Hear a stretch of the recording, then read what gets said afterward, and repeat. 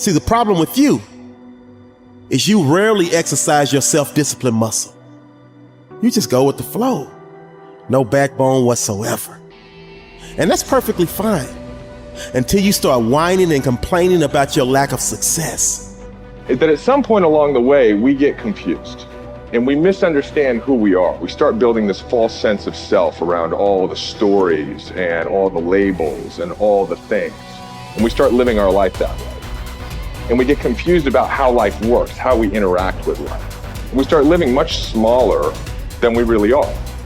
See, if you go through life holding back, and most of us do, most of us, if we ask ourselves, have we done all we can do? Most of us will have to answer, no, we haven't. We've been holding back. We have ideas that we don't act on, things we want to do. We're afraid to take chances. You refuse to raise your standards. You refuse to push yourself. You refuse to give a little bit more, give a little bit extra. All that you have to do in order to start to pursue your dreams is take small actions every day that align your life in that direction. You have to be willing to be hungry enough to understand that if this is something that you are truly going after, then work has to be applied. You can't make excuses. You can't ask for a pass. And you got to understand that you got to pay a toll to cross the bridge. Whatever your answer is, you can do it right now, today, starting today, right? It's still possible. You can start doing that right now. It's empowering the present with the future. There is nothing stopping you from making it happen right now. You never ever have to feel that way if you start doing it right now. And you can do it right now. The thing about self-discipline is that it is necessary for everything you do in your life. You have to be self-disciplined. And once you understand that you can always make a different choice and get a different reaction, and that's the power in your life. That's the power that you have, is no matter what's going on, you can choose to think differently, believe differently, see differently. All of those things are a choice. If you have a why, you can survive almost any how. Once you begin to discover who you are, then you really realize how you have been given authority and dominion over everything on the face of the earth, including all the dimensions of your life. But you can only do that through the struggle of life. Get better, grow and learn and develop and live. Live in defiance of the weakness and in rebellion against the decay. Fight them as they creep in with their offers of instant gratification and immediate rewards. Fight them for every inch they try to take. Do not surrender any ground ever. When you commit to something, you require yourself to bring all of your disparate components moving in a single direction, united in a single direction. So it's a unifying act. And then once having been unified, well, then you can bring that unity to bear on a variety of different tasks. But you have to bring it together first. So, and that makes sense developmentally. You see children start out as a disparate bundle of motivations and emotions sort of warring with one another. And then they can integrate that into single games that they can play with themselves. And then they integrate that with games they start to play with other people. And all of that is integration. It's not subjugation, it's not repression. Not if it's a good game, it's integration. You want to get integrated because then you have all the horses that are pulling your chariot pulling in the same direction. And you're much more likely to get to where you want to go then, and also much more likely to specify a good place to go. So that's that's something else conservatives have to teach young people, which is, well, get yourself disciplined. Well, why? Well, not so you're a slave, but so that you could be a master. To use a terminology that you're not supposed to use anymore. But, this is in relationship to yourself, not to others. So, yeah, and to begin with, you have to accept an external master because you just don't have the wisdom to do that for yourself, or the ability or the opportunity often. Everybody knows this. They feel bad when they decide they're going to get themselves in good shape and go to the gym, and lasts like 3 attempts, yeah. And then no one's happy about the fact that they quit. And they berate themselves for it. And we know that we need to go through a disciplinary process. And we need to subjugate ourselves to a disciplinary process. That's part of the problem with the constant harping about the, oppressive patriarchy. But you need a disciplinary process. So, well, that's just oppression and slavery. It's like, no, it's not. No more than a game is.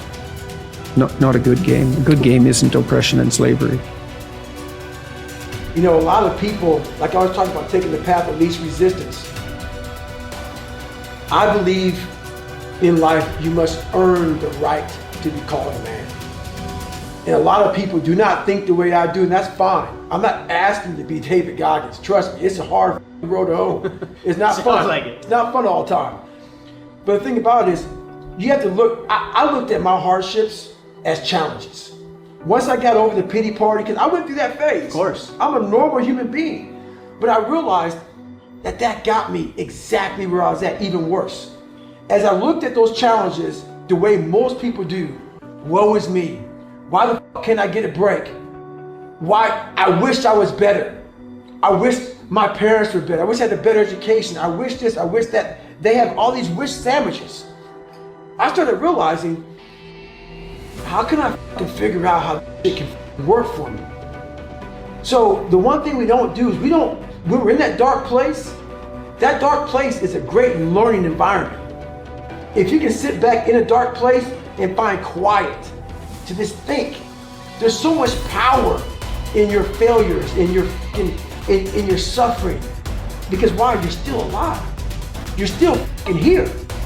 So you gotta look at that shit. My God, man, this is power, man. Like, now I gotta flip this. How many men will be able to do what I'm about to do, what I'm about to try to do? Like, literally, what gave me strength was when I was at the worst of my worst. How many men would even fucking say they want to try to be a Navy SEAL? I'm at the worst spot of my life. Like, I can't even walk down the street, let alone run down the street. And I'm gonna now call a recruiter up and try to be a SEAL. There's a lot of power in that. But people don't see it that way. They see it, man, that's stupid. I had this voice in the back of my head that I kept on running from. I was afraid of water.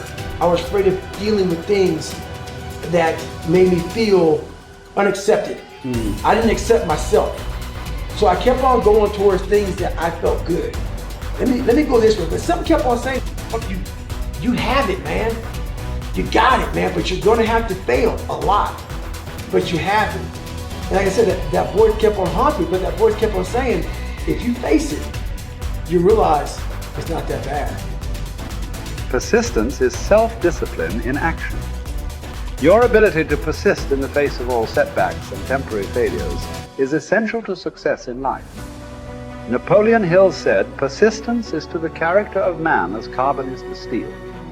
The primary reason for success is persistence, and likewise the primary reason for failure is lack of persistence, quitting too soon.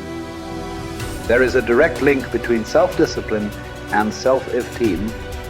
Each time you discipline yourself to do what you should do when you should do it, whether you feel like it or not, your self-esteem increases. This, why there is direct relationship between self-esteem and persistence. Each time you persist and force yourself to continue on, even when you feel like quitting, your self-esteem goes up. Each act of self-discipline strengthens every other act of self-discipline. Every act of persistence strengthens every other act of persistence. When you discipline yourself to persist over and over, you like and respect yourself more and more. You become stronger and more confident. Eventually, you become unstoppable. Persistence is its own reward. Every time you force yourself to persist on a task, whether it is large or small, you feel happier and better about yourself. When you go the extra mile and do more than you are paid for, or more than is expected, your self-esteem goes up. You feel more powerful and in greater control of your life. In your career, when you go the extra mile, you put yourself on the side of the angels. The primary difference between winners and losers in life is simple.